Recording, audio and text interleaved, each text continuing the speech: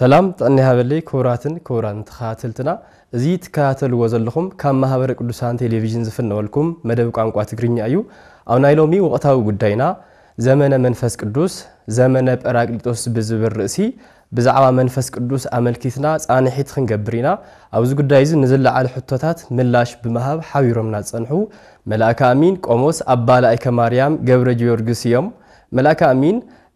اب سواسو برهان قدوس باولوس منفساو كوليج اكاديميك دين يوم نسخاتكم ون كسا مزازمي مدمنا حيركم عن خصنحو بخبر نقدم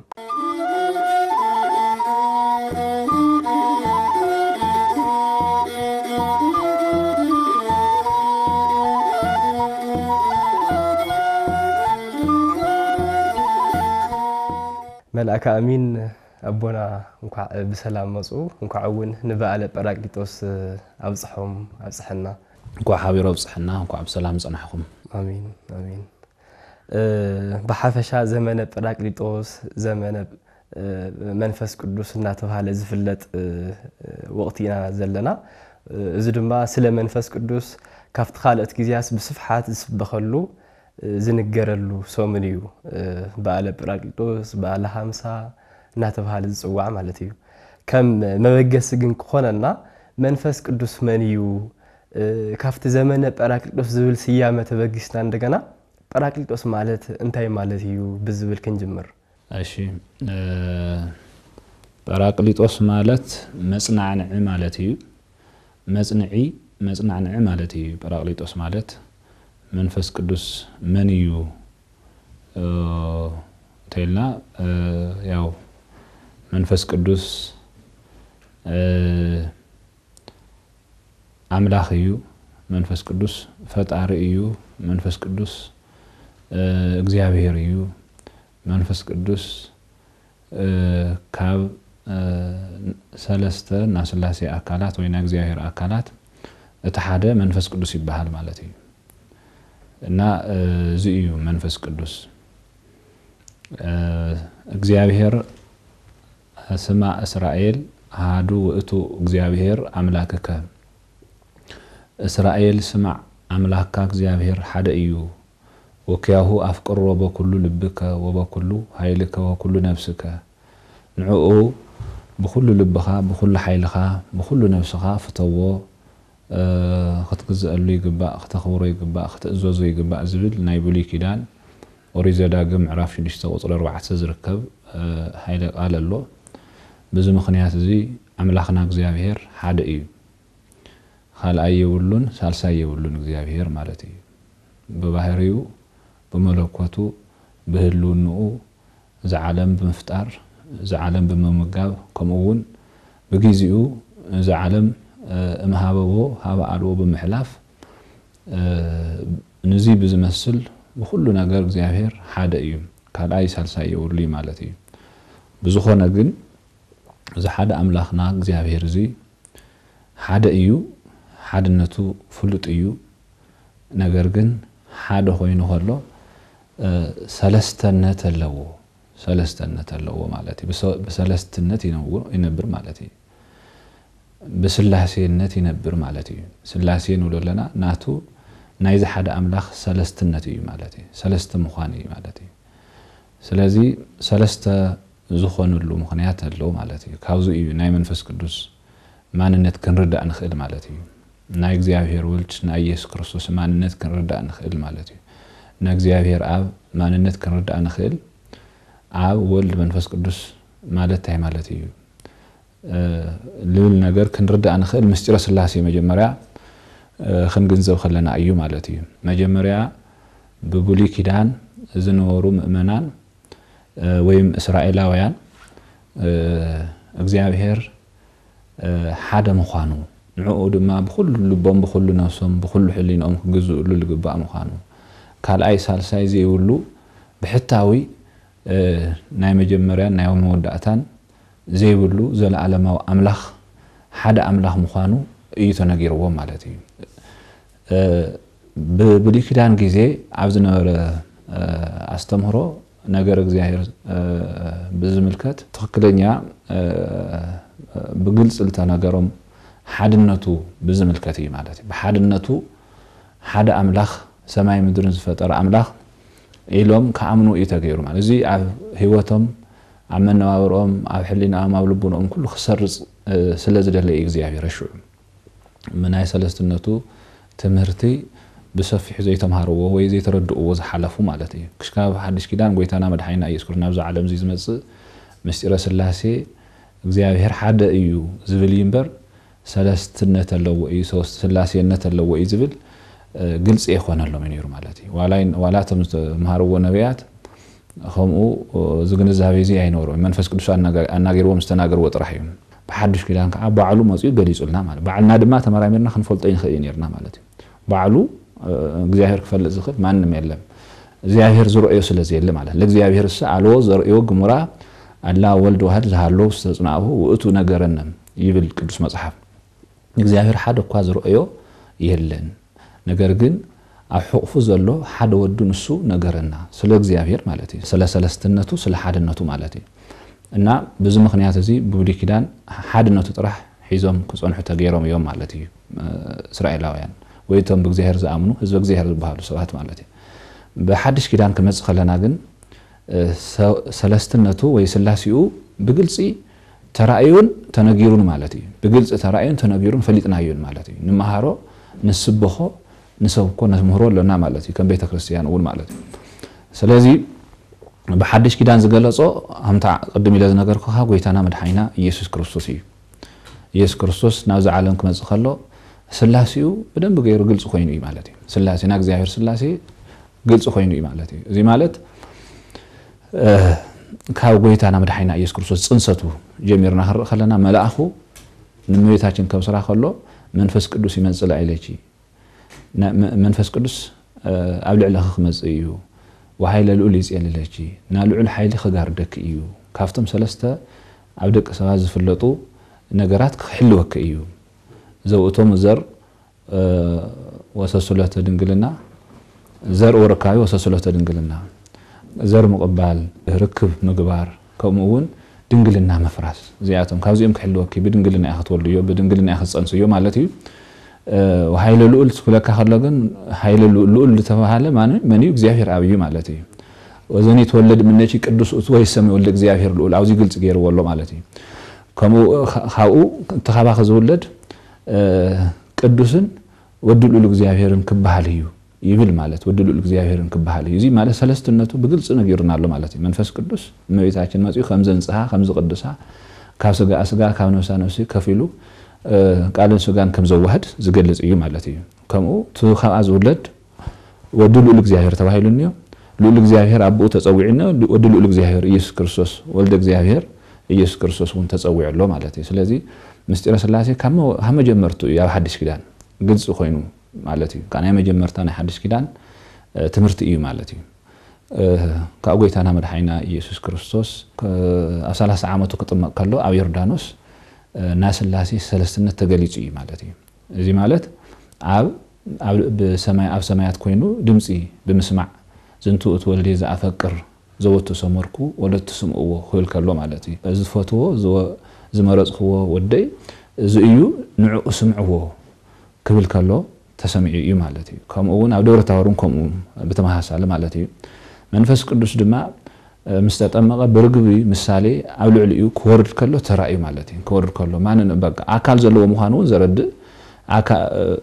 ሓደ ና መጽሐፍ ቅዱስ ክፍል እዩ እዚ ማለት እዩ በተፈለየ አካሉ መንፈስ ቅዱስ ድማ በርግቢ አምሳል ኣብ ልዕሊኡ ክዓርፍ ከሎ ተራእዩ ተገሊጹ ማለት ተገሊጹ እዩ ዝበሃል ናይ መንፈስ ቅዱስ ካኡ እግዚአብሔር ወልድ ድማ በተፈለየ አካሉ በቃልነቱ ኮይኑ ሰው ኮይኑ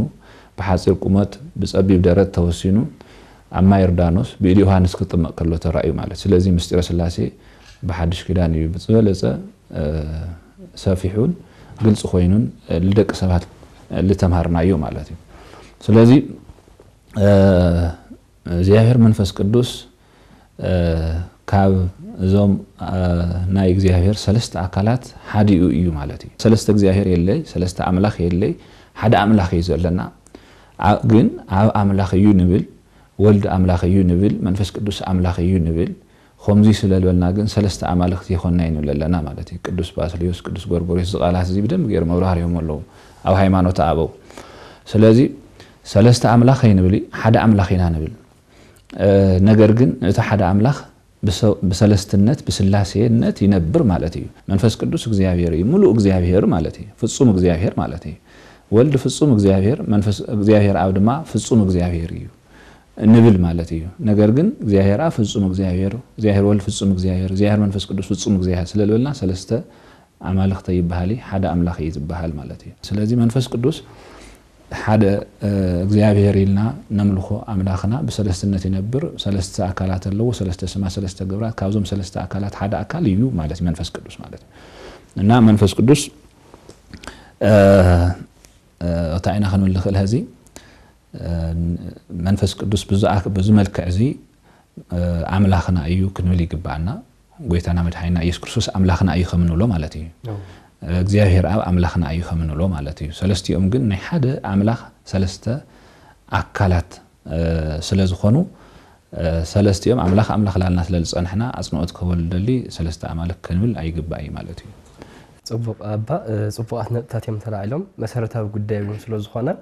መንፈስ ቅዱስ ንወይኑ እናልዕሎ ስለዚ ይኮነ እዮም በመሰረቱ ካብ ምስጢረ ሥላሴ ተላዒሎም እዚ ኮይንና ሃለው እንደገና እቲ ናይ ቅድስት ሥላሴ ናይ ሰለስተ ነቶም ወይ ድማ ናይ ሥላሴን ነቶም አገላለጻ ካፍቲ ቡሊ ኪዳን ዝበለጸ ኣብ ሐዲስ ኪዳን ይፍንቱ ኢሉ ወይ ድማ ግልጽ ኢሉ እንረኾ ብላይ ከም ተቀደም ዝበልዎ መልአከ ብስራት ቅዱስ ገብርኤል አዲና ቅድስት ድንግል ማርያም ከምኡውን ኣብ በዓለ ጥምቀት ኣብ በዓለ ደብረ ታቦር እንደገና ድማ ኣብ በዓለ 50 ናይ እግዚአብሔር መንፈስ ቅዱስ ግብሪ እንታይ ከም ዝኾነ ብኸመይ አምሳሉን ከም ዝተገለጸ ኣብ ሐዋርያት ከም ዝሓደረውን ኣፍቲ ቅዱሳት መጽሐፍቱን ሰፊርና ኣሎ ምናልባት ግን ኣብዚ ኻልእ ላይ ዘለኹ እንታይ እዩ መንፈስ ቅዱስ ተመሲሉ ወይ ድማ ተገሊጹ እንረኾ ብኸመይ ምሳሌነት እዩ ንምንታይ ከ መንፈስ ቅዱስ ዝግለጸሉ ብዙሕ መንገዲ ኣሎ መንፈስ ቅዱስ ብዝተፈላለየ መንገዲ ለነቢያት ለሐዋርያት ድሓሩን ለቅዱሳን ቦታትና ሰማዕታት ንመነኮሳት መናንያን ብዝተፈላለየ መልክ ይግለጸሎም እዩ መንፈስ ቅዱስ ማለት እዩ መንፈስ ቅዱስ መግለጺኡ ብዙሕ መንገዲ እዩ ግን ቶም ዋናታት ኣብ መጽሐፍ ቅዱስ ንረኽቦም ግን ለምሳሌ ለቦታትና ብብሉይ ኪዳን ጊዜ መንፈስ ኮይኑ ብዙሕ መንፈስ ቅዱስ አይረአይ በመሰረቱ በአካሉ ዝረአዮ ማንም የለም በአካሉ ዝረአዮ እዚ ይመስል እዚ ያክል ክብሎ ዝኽእል ማንም የለን ከምኡ ኢልና ክሪኦውን አይከኣሊ መኻለይ አይከኣሊ ማለት እዩ አንሕና ቀሪዩ ብዛ ቅዱሳን መላእክት እውን አይሪኡ ወይ ተምረቂቃን ዝበሃሉ ማለት እዩ ስለዚ መንፈስ ቅዱስ መጀመሪያ ይረአይ ግን በምሳሌ ላኾነ ይግለጽ እዩ ለምሳሌ ኣብ ዮርዳኖስ ጌታ ከተማ ከሎ ርግ መሲሉ በአምሳለ ርግ ኮይኑ ተገሊጸሎ ምግላጽ እዩ በቃ ምግላጽ ተገሊጹልና እዩ ዝበሃል እንበር በአካሉ መለኮታዊ አካሉ ሙሉእ ለኾነ ለይውሰን ዝኾነ አካሉ ተርእዩ ማለት አይኾነ ማለት እዩ እሱ ዘይረአዩ ዘይውሰን እዩ እግዚአብሔር አምላኽ ብኸምኡ ማንም ይርኢ እግዚአብሔር እንዲያም ዝረአናዮ ጎይታና መድኃኒና ኢየሱስ ክርስቶስ ናብዚ ዓለም እዚ ምስ መጽ ኢና ሽዑ ኣብ ጥራሕ ዘይኾነስ መንፈስ ቅዱስ እውን ርኢናዮ ኢና ዘርኤ ከይ ርኢዮ ለአብ ንዓይ ዝረአየ ንአብ ርኢዎ ኣሎ ፍኦንከ ትብል አርኤንሁ ለአብ ንአብ ርኤን ንምንታይ ትብል መጠነ ዝመዋእሉ ሃለውኩ ምስሌከ እያይመርከኒ ነው ፊልጶስ እዚ ኩሉ መዓልቲ ምሳኻ ከለኹ አይፈለጥካኒ ዲ ፊልጶስ ክሻፈት ንዓይ ምርአይ ንአብ ምርአይ ከም ዝኾነ እዚ ማለት እዩ ኣብ በወልድን በመንፈስ ቅዱስን ህልው እዩ ማለት እዩ ወልድውን በአብ በመንፈስ ቅዱስ ህልው እዩ መንፈስ ቅዱስውን በአብ በወልድ ህልው እዩ ማለት እዩ ዘይረአስ ለሆነ ስለዝኾነ መንፈስ ቅዱስ በአብ መንፈስ ቅዱስ ኣብ ወልድ ህልው ኮይኑ ግን ርኢናዮ ኢና ኣብውን ኣብ መንፈስ ኣብ ወልድ ህልው ኮይኑ ርኢናዮ ኢና ምክንያቱ ወልድ ካብ አብን ካብ መንፈስ ቅዱስን ዝፍለ ነገር ዘለዎ ታዩ ስጋ ምልዋስ እዩ ብዝረአ ነገር ምምጽኡ እዩ ብዝድህሰስ ነገር ብምምጽኡ እዩ ብውሱን ነገር በሰውነትና ምግላጽ እዩ ማለት እዩ ሰው ኮይኑ ናብዛ ዓለም እዚ ብምምጽኡ ርኢናዮ የለና እንደገና ንዑ ምርአይና ድማ አብን መንፈስ ቅዱስን ከም ዝረአና ይቁጸር ማለት እዩ ካብዚ ወፃ ግን መንፈስ ቅዱስ ብትክክል ዝረአየ ሰብ የለይ ማለት እዩ ግን አብ ዮርዳኖስ ተገሊጹ ኣሎ ማለት ተገለጸ ብርግባ አምሳል ኮይኑ ተገሊጹ ማለት እዩ ርግብ ይኾነቲ ብርግባ አምሳል ኮይኑ ግን ተገሊጹ ማለት እዩ ብርግባ አምሳል ኮይኑ ተገሊጹ ማለት እዩ እዚ ድማ አብ ጰራቅሊጦስ ጊዜውን ከምኡ እዩ ተገለጸ በእሳትን በነፋስን አምሳል ኮይኑ ተገሊጹ ኣሎ ማለት እዩ በእሳት በነፋስ ምሳሌ ኮይኑ አብ ቦታትና ሐዋርያት ተኸፋፈለና እሳት ላንቃ ኮይኑ ዓርፎም ከለ ተራእየሎ መጀመሪያ ንፋስ አያላው ንፋስ ኮይኑ ትገዛ ሞሊ ወይ ዝብል ማለት እዩ እዚ ሁሉ መንፈስ ቅዱስን ነፋስን ዘመሳሰሎም መንፈስ ቅዱስን እሳትን ዘመሳሰሎም ነገር ስለዘሎ እዩ ማለት እዩ ጽቡቅ አባ ዋና ጉዳያት ተላዕሎም ፍላቲ አምሳል መንፈስ ቅዱስ በኸመይ ከም ዝግለጽ በኸመይ ከም ንሪኦት ዘይኮንስ በኸመይ ከም ዝተገለጸልና ይገልጽ ዘለናና አብ በዓለ ጰራቅሊጦስ ካብ ዝበሃሉ ይትበሃላት ፍላይ ድማ ፍትናይ ሰንበት ዝበሃል መዝሙር ወረደ መንፈስ ቅዱስ ላይለ ሐዋርያት ከመዘ እሳት ወተናገሩ በነገረ ኩሉ በሐውርት ይብል አውዚ እዚ ወረደ መንፈስ ቅዱስ ዝብል አገላለጽ አለ መንፈስ ቅዱስ ወረደሎም ይብል እንድሕር ሙሉእ በኩልህ እንድሕር ኮይኑ እግዚአብሔር መንፈስ ቅዱስ ንምንታይ ሙራድ ወይ ዝብል አገላለጽ ተገሊጾ እዚ ወረደ ንምንታይ ተባሂሉ ዝብል خنقدمሞ ሐዋርያት መንፈስ ቅዱስ ምስ ሓደሮም መንፈስ ቅዱስ ምስ ረኸቡ እንታይ ኮይኖም ካፍቲ ናይ ቅድሚኡ ዝነበረ መንነቶም ካሊ ዘወሰኽዎ ነገር እንታይ እዩ ዝብል ክነኽትል ና ጎይታና መድኃይና ኢየሱስ ክርስቶስ ሙራድ ንርአ መጀመሪያ ማለት ነው ጎይታና መድኃይና ኢየሱስ ክርስቶስ ንዓለም ቤዛ ኮይኑ ወይ ንዓለም ድሕነት መድኃኒት ኮይኑ ወይ ማለት እዩ ካብኡ ና ጎይታና መድኃይና ኢየሱስ ክርስቶስ ና መድኃን ስራሕ አዛ ዓለም ብስጋ ዝተመላላሰ 33 ዓመትን 3 ወርሕ ነን እዚአተን ምስፈጸመ ስርሑ ምስፈጸመ ጎይታና መድኃይና ኢየሱስ ክርስቶስ በኽብሪ ናብ ሰማይ ዓሪቦሎ ማለት እዩ ካብኡ ዝና ጎይታና መድኃይና ኢየሱስ ክርስቶስ ና መድኃን ስራሕ ድማ ቀጻልነት ክህልዎ ነይርዎ ቤተ ክርስቲያን ክትጥቀመሉ ቤተ ክርስቲያን ክትድሕነሉ ለዘላለም ናብ ዘይበጽሕውን ክበጽሕ ነይርዎ ናብ ዘይበጽሕ ክበጽሕ ነይርዎ ንአሕዛብ ሁሉ ክባጽሕ ነይርዎ ማለት እዩ ስለዚ እዚ ና ጎይታና መድኃይና ኢየሱስ ክርስቶስ ና መድኃን ስራሕ ና ዓለም ሙሉእ ክባጽሕን ኩሉ ደቂ ሰባት ክድሕን ሁሉም ደቂ ሰባት ክድሕነሉ ብኡውን ጸኒዖም እስካ መጨረሻ ና መድኃን ዕድሎም ክጥቀሙሉ እዚ መንፈስ ቅዱስ ክመጽእ ነይሩ ናይ ግድን ማለት እዩ ሙሉእ መንፈስ ቅዱስ ወሪዶ ይባሃሊ ወጽዮ ይባሃሊ መጽዮ ይባሃሊ ከይዶ ይባሃሊ አብዚ የሉ ይባሃሊ አፍቲ የሉ ይባሃሊ ዘይለሉ ቦታ የለይ በቦታው ናይ ውሰኒ በቦታ ከይተወሰነ ግን ኩሉ ቦታ ድማ አሎ ማለት እዩ ግን መንፈስ ቅዱስ ወሪዱ ኢሉሎ ቅዱስ ያሬድ ማለት እዩ እዚ እሱ ጥራሕ ዘይኾንስ ጎይታና መድኃይና ኢየሱስ ክርስቶስ እውን ተናጊር ወዘቃል ዘይ ወርደልኩም ይክመጸልኩም ይክልኸልኩም እየ ዘይወጽእ መሃባብ ወቱ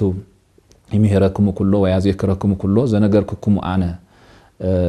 ካብ አብዝ ወጽእ መንፈስ ቅዱስ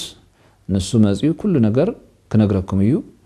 ኩሉ ነገር አነ ዘነገርኩም ድማ ከዘክረኩም ይብል ማለት እዩ ና መንፈስ ቅዱስ ስራሕ እዚ እዩ ዚል ምግባር ይወሪድ ልባሃሎ ማለት እዩ ክሻው ሽዑ ግን አይወረደሎም ይነሩ ሐዋርያት መንፈስ ቅዱስ አይወረደሎም ይነሩ ከነከለና ብዙ መልክዕ እዚ አይወረደሎም ማለት እዩ ብዙ መልክዕ እዚ አይወረደሎም ጎይታና መድኃይና ኢየሱስ ክርስቶስ ናብዛ ዓለም እዚ ምስመጸ ክመጽእ ከሎ ወሪዱ ንብል እንድና ወሪዱ ንብለናኮ ስጋ ለቢሱ ማለት እዩ ስጋ ለቢሱ ሰው ኮይኑ ማለት እዩ እንበየው ዛ ዓለም እዚ ዘይነበረስ እንደገና ካብ ሰማያት መጽኡ ማለት ይሆነ ኣብ ሰማያት ጥራሕ ዝነብር ኣብ ምድር ዘየለ ኮይኑ ይሆነ ማለት እዩ ተገሊጹ ኢና ንዘለና ሐዝ ማለት እዩ ስጋ ለቢሱ ይንብሊ ግን ተገሊጹ ለቦታትና ሐዋርያት ተገሊጹሎም ካኡ ተገለጸሎም ድማ ውእቱ የሚሄረክሙ ኩሎ ወያዘክረክሙ ኩሎ ዘነገርክሙ አነ እሱ ሁሉ ነገር ከምረክሙ እዩ አነ ዘነገርክሙ በሙሉውን ከዘክረክሙ እዩ ከስታውሰክሙ እዩ ከተስተውዕልዎ ከተርድእዎ ክገብረክሙ እዩ ብዝወሎ ቃል መሰረት ጎይታና መድኃይና ኢየሱስ ክርስቶስ ስለዝወረደ እዩ ዝወሪዱ ንብለና ማለት እዩ ኣብ ትንሳኤ ጊዜ ተሪእና ቅዱሳን ሐዋርያት ትጎይታ ዘምሃሮም እንኳ ረሲዖሞ በመማቱ ሓዚኖም ተኪዞም በቃ ደንጊጾም ተስፋ ቆሪጾም እዮም ዝነበሩ ማለት እዩ ዓለም ከድሕን እስራኤል ከድሕን ይልና ተስፋ ንገብሮ ነይርና ኢሎም ሉቃስና ኒቆዲሞስ ከርኢ ከለና ማለት እዩ እዚ ማለት ዝነገሮም ነገር ያስታውስ ይዘሎ ማለት እዩ ከመውትየ ሳልሳይ መዓልቲ ክላ ዓሊ ዝወሎም ነገር እሱ እኳ ሳያስታውስ ይዘሎ ለምንታይ መንፈስ ቅዱስ ስለሊ ወረደሎ ማለት እዩ መንፈስ ቅዱስ ስለዚ ወረደሎ እዚ ዝመስል ብዙሕ ነገር አምሂርዎም እንዲ ወእቲ ሚሄረክሙ ኩሎ ወያዝ የክረክሙ ኩሎ ዘነገርኩኩም አለ ማለት እዚ ኩሉ ከገብር ከዘክሮም ከምህሮም ከመርሖም ሃይማኖቶም ከጽናዕሎም ስለዚ መጽ እዩ ወሪዱ ዝባሃል ዘሎ መጀመርያ ማለት እዩ ወሪዱ ዝባሃል ብዙ ምክንያት እዚ እዩ ካብ ሐዋርያት ቦታትና እንታይ ግኒዮም መስወረደሎም ዝብል ቃል ከንመጽ ኸለና አቦታትና ሐዋርያት መጀመርያ ሓደ እትና ጎይታና መድኃኒና ኢየሱስ ክርስቶስ ዘምሃሮም ትምህርቲ ብዝግባ ዝተረድእዎ ብዝግባ እውን ጸኒዖም በስሙ ህጋደሉ ዝተልዓሉሉ መንፈስ ቅዱስ ስለል ወረደሎም እዩ ማለት እዩ በመንፈስ ፈርሓት ነይሮም ጨካናት ኮይኖም ማለት እዩ ጠንካ ደፋራት ኮይኖም ማለት እዩ ኩሉ ዓለም ተዛዊሮም ብለይ ፍርሓት በዝኹሉ ሽግር ዝኹሉ ጸበባ ተጻዊሮም ና እግዚአብሔር ቃል ዓለም ሙሉእ ከምህሩ ክኢሎም ኣለው ማለት እዩ ከምኡውን ብቋንቋታት ክናገሩ ክኢሎም ኣለው ማለት እዩ ሰው ኩሉ ብነዋዕሉ ቋንቋ ከምህርዎ ክሰብክዎ ክኢሎም ኣለው ማለት እዩ እዚ ናይ መንፈስ ቅዱስ ስጦታ እዩ ማለት እዩ ና መንፈስ ቅዱስ ስጦታ ብዙሕ እዩ ይገለ ክንዚ ኢልካ ልቁፅር ይኾነ ማለት እዩ በጣም ብዙሕ እዩ ናይ መንፈስ ቅዱስ ጸጋ ንንሕድሕና ከም ዝጠቕመና ብነፍስና ብስጋና ዝጠቕመና ነገር ገይሩ ይገልጸልና እዩ ጸጉ ይህበና እዩ ማለት እዩ ስለዚ ና ቦታትና ሐዋርያት ተዋህም ጸጋ በጣም ብዙሕ እዩ ሰብዓይ ክልቲ ቋንቋ ለግዚኡ ተገሊጽሎም ኣሎ ኣብዚ በዓል 50 ግዜ ካብ መላ ዓለም ተኣኻኸበና እስራኤል ዲያስፖራ ማሕበረሰብ ማለት እዩ በተሽዑ ሰዓት ተኣኻኺው ቋንቋኦም ዝተፈላልዩ ዝኾነ ህዝብ ቋንቋኦም ኩሎም ቅዱስ ጴጥሮስ ብሓንቲ ንግግር ኩሎም ብቋንቋኦም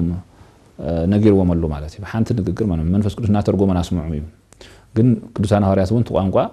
ተገሊጽሎም ማለት እዩ ንብል ማለት እዩ እዚ ዝመስል ብዙሕ ጸጋ ኣለና ማለት እዩ ክሻፍ እዚ ንሕና ናይ ጎይታና መድኃኒና ኢየሱስ ክርስቶስ ድሕነት ክረክብ ዝገብረና መንፈስ ቅዱስ እዩ ሓጺሩ ላብ ጽድቅ ዘምጽአና ላብ ሃይማኖት ዘምጽአና በሃይማኖት ዘጽንዕና በክርስትናና ክንብርትዕ ጽቡቕ ክንሰርሕ ክንጸውም ክንጽሊ ክነንብብ ክንመሃር ክነምህር ቤተክርስቲያን ክነገልግል እዚ ሁሉ ዝገብረና ህዝብ መንፈስ ቅዱስ እዩ ማለት እዩ ጽቡቓት ነጥብታት እዮም ተላዒሎም ፍላይ ናይ መንፈስ ቅዱስ ሃፍቲ ኣብ ሐዋርያት ከመይ ስርሖ ከም ዝሰርሐ ጥብዓት ከም ዝሃቦም ስፍሓት ገሊጾምልና እዮም ክቡራትን ተኸታተልትና ትከታተልዎ ዘለኹም ካብ ማህበረ ቅዱሳን ቴሌቪዥን ዝፍናወልኩም መደብ ቋንቋ ትግርኛ እዩ ኣብ ናይ ሎሚ ወቕታዊ ጉዳይና ዘመነ ጰራቅሊጦስ ዘመነ መንፈስ ቅዱስ ብዝብል ርእሲ ሓፈሻዊ ስለ መንፈስ ቅዱስ ዘሎ ናይ ቅድስት ቤተ ክርስቲያንና አስተምሮ ምስ አቦና መልአከ አሚን ቆሞስ አባ ላይከ ማርያም እንገብሮ ዘለና ጻንሒት እዩ ሕዚ እውን ክሳብ መዛዘሚ መደብና ሓቢርክምና ንኽጸንሑ ብኽብሪ ንዕድም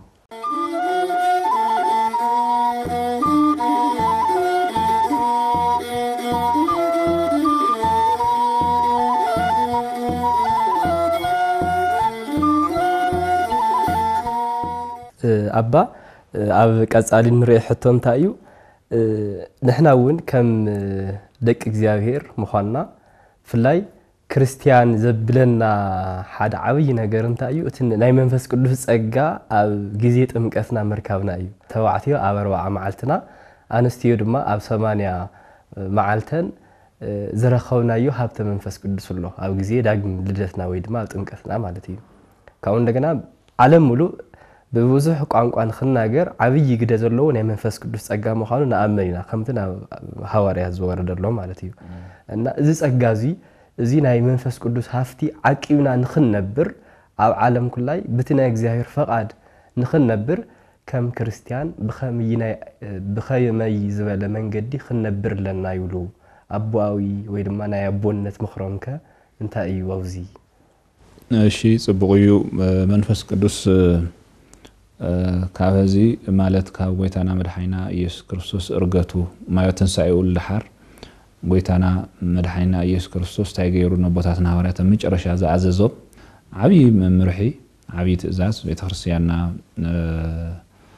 ብዓብይ ክብሪ ትሪኦ መምርሒ ኢና ጎይታና መድኃኒና ኢየሱስ ክርስቶስ ሁሩ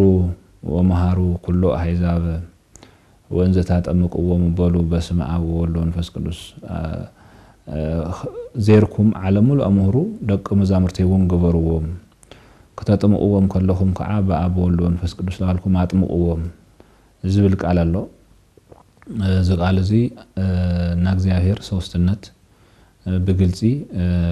ثلاثة أكلات بسموم تتقصلو عندنا بمعرة نستقلصلو بأكل ثلاثة مخانم بسمو ثلاثة مخانم نحن عنا داقم بمولادون حدا مخانم زرعي زي مالتي داقم بمولاد زي حدا مخانم زرعي زرو كأوزم ملأخت زي زو ناقويتنا مدحينا إيسوس كريستوس ممرح زي تقبلهم بوتاتنا زيرم علم ملوء زيرم أمهرهم يوم منفس قدوس مستقبلوا مالتي منفس قدوس مستقبلوا علم زيرم أمهرهم سويخهم يوم مالتي الناس كله بكريستوس كأمن بسلاسي كتمق غيرهم يوم مالتي الناس مستتأمقنا كاف سلاسي نولد بمنفس قدوسي እና በመታይና ነቀበለው አብጥምቀት ጊዜ በሜሮን መልኩ እስካፈዚ አቤተ ክርስቲያንና ናግዚ መንፈስ ቅዱስ ጸጋ ነቀበሊና ማለት ነው ተባረከ ተቀደሰ ለተጸለየሉ ናግዚ መንፈስ ቅዱስ ጸጋ ነቀበለሉ ሜሮን ማለት ነው እና በመንፈስ ቅዱስ ብዙ መልክዕ እዚ ካብ ድሕሪኡ እውን በሃይማኖትና ክንጸንዕ በመግባርና ክንብርትዕ ዝገብረና መንፈስ ቅዱስ እዩ ማለት እዩ በመሰረቱ አንተኹም ዝነገር ህዎ ስለ መንፈስ ቅዱስ ክባሃል ከሎ ስለ እግዚአብሔር አብ ክባሃል ከሎ ስለ እግዚአብሔር ወልድ ክባሃል ከሎ ሓደ ጊዜ ኣብ ምእመናና በሐቅ ለምንጋር ብዙሕ ክፍተት ኣሎ ማለት እዩ በፍልጠት ደረጃ በግንዛቤ ደረጃ ማለት እዩ እና ዋና ነገር ከረኸለና በዓለም መንፈስ ቅዱስ ክነኽብር ከለና ምስጢር ስላሴ ክንገረለው ማለት እዩ በዓለ ወልድ ክነኽብር ከለና ምስጢር ስላሴ ክንገረለው ማለት እዩ በዓለ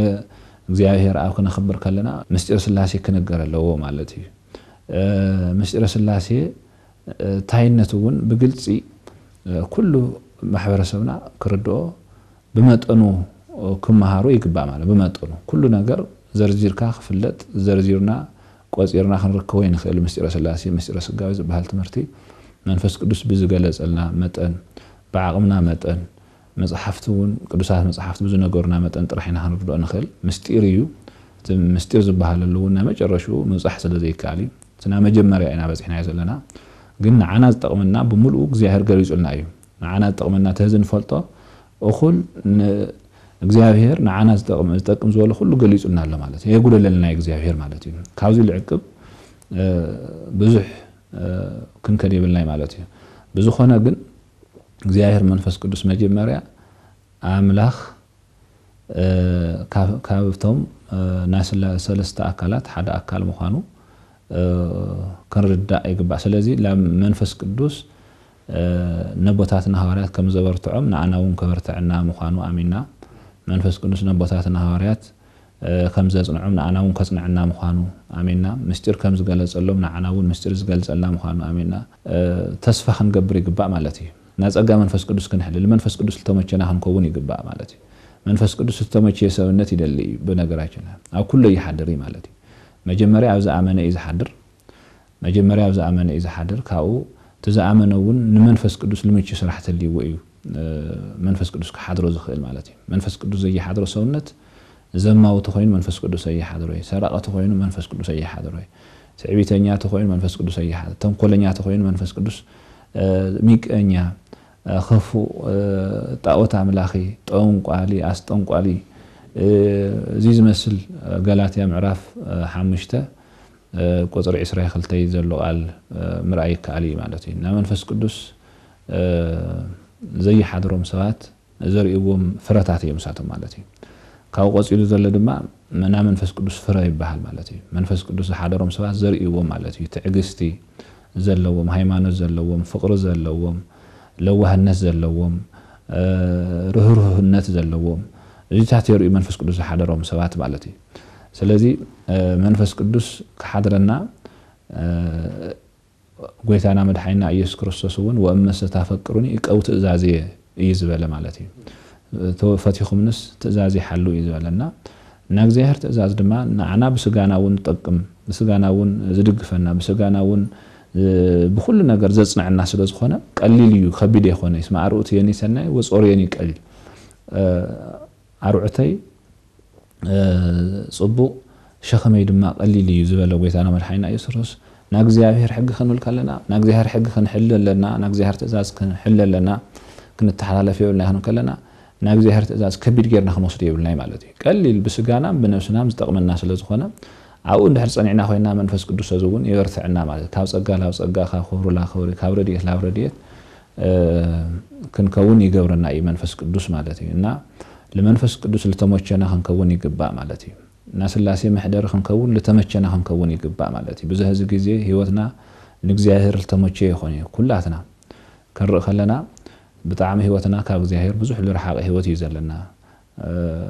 ሓሶት እንዮ ክፍኣት እንዮ ምቀኝነት እንዮ እዚ ዝመስል ቶም ካልኦት ንሪኦም ኣለና ክሻብ እርስ በርስና ብክንጠፋፋእ ዝገብርና ዘለው ወገናዊነት ኣመለኻኽታታት እንዮ ለባዕልና ዘይጠቅም ለማንም ዘይጠቅም እግዚአብሔር ዘይፈትዎ እግዚአብሔር ዝጸልኦ ነገራት ንሰርሖ ነገራት እንዮ ካብዚ ክንወጽእ ኣለና ማለት ብሓቂ ክርስቲያን ክንከውን እኒና መንፈስ ቅዱስ ክሕግዘና ተኮይኑ ማለት እዩ ብሓቂ ክርስቲያን ከም ክርስቲያን ንኹሉ ብመዓረ ይልፈቲ ክርስቲያን ንኹሉ በመዓረ ይዝርኢ ክርስቲያን ንኹሉ ፍቅር ኣለዎ ፍቅር ክህር ኣለዎ ፍቅር ክህልወን ይዎ ፍቅር የብልናይ ግን ፍቅር ክህልወና ይግባእ ማለት እዩ ዓይንፋ ንፋተለና ማለት ኣይከኣሊ ብተግባራዊ ክሪኦ ከለና ማለት እዩ ከም ክርስቲያን